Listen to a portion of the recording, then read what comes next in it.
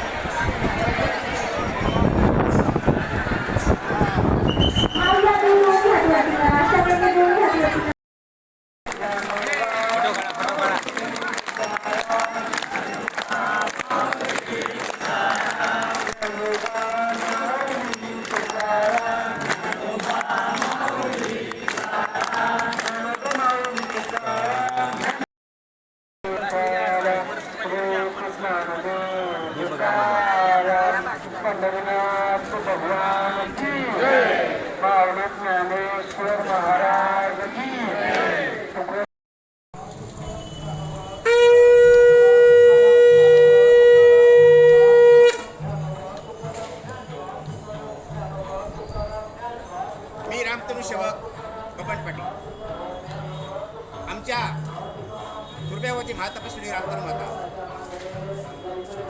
आदरणीय कैलासवासी दिवा पाटील साहेब या महाराष्ट्रासह संपूर्ण भारताचे आराध्य दैवत पांडुरंग विठ्ठल प्रकल्पस्थ बंद आणि वगैरे आज मी एक महत्त्वाच्या कामासाठी या महाराष्ट्राच्या पवित्र भूमी पंढरपूर महाराष्ट्राचे आराध्य दैवत पांडुरंग विठ्ठल आणि आषाढी एकादशी या पवित्र दिवशी त्रिवेणी संगम जिथं आहे अशा ठिकाणी मी पंढरपुरात महत्त्वाचं वर्तृत्व करण्यासाठी उभा आहे. आपल्या सर्वांना माहीत आहे की प्रकल्पग्रस्तांचे आंदोलन या नवीनच्या भूमीला आंतरराष्ट्रीय विमानतळाला दिवा पाटलांचे नाव द्यावे असे अनेक वर्षापासून आंदोलन चालू आहे आणि चालूच राहणार आहे. या आंदोलनासाठी आमच्या आमच्या नवी भूमीची आदरणीय रश्मिता पोपटे यांनी संजीवनी आंदोलनाला दिली. त्यांनी आपली जीवाची बाजी लावून हे आंदोलन जागृत केलं, आंदोलनाला संजीवनी दिली, आंदोलन जागृत केलं, सर्व लोक जागृत झाले. खरोखर या भूमीला शिव पाटलांचं नाव द्यायला पाहिजे. मी आदरणीय रश्मिता पोपटे यांचं या भूमीत मनोपूर्वक आभार मानतो. तसेच आजही आमचे अनेक प्रश्न रखडलेले आहेत.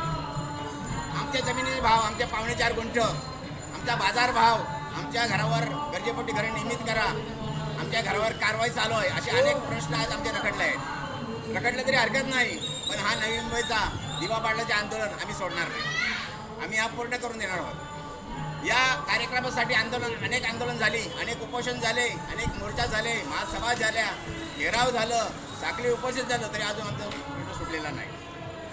आणि हा आमचा शेवटचा प्रश्न आहे. कारण आदरणीय दिवा पाटील या 5 अक्षरात आमच्या भूमीचा इतिहास, आमच्या भूमीचा त्याग, आमच्या भूमीची संस्कृती, आमच्या भूमीचे आंदोलन, आमच्या भूमीची प्रगती या सर्व सामावल्यात आहे. त्याच्यामुळे दिवा पाटील साहेबांना आमच्याबद्दल नितांत आदर आहे. आणि या भूमीचा स्मारक म्हणून या नवी मुंबई आंतरराष्ट्रीय विमानतळाला दिवा पाटलाचं नाव द्यावे असे आम्ही साठी आंदोलन चालू आहे.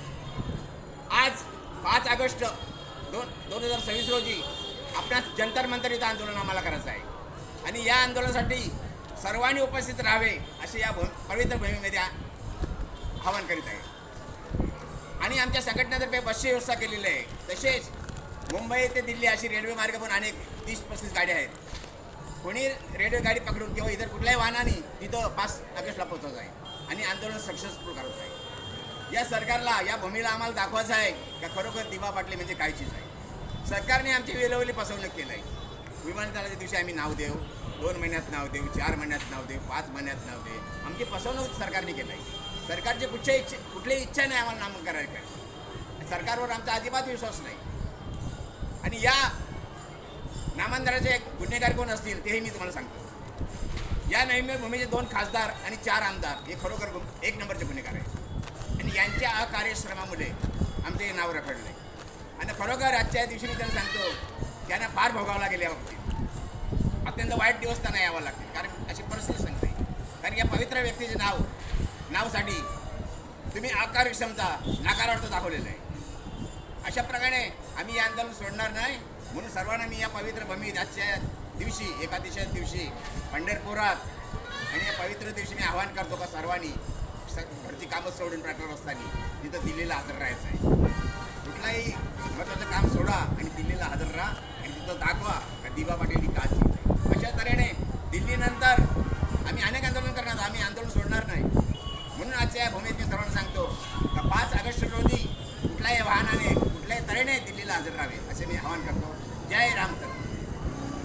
श्रीराम जय राम जय जय राम. श्रीराम जय राम जय जय राम.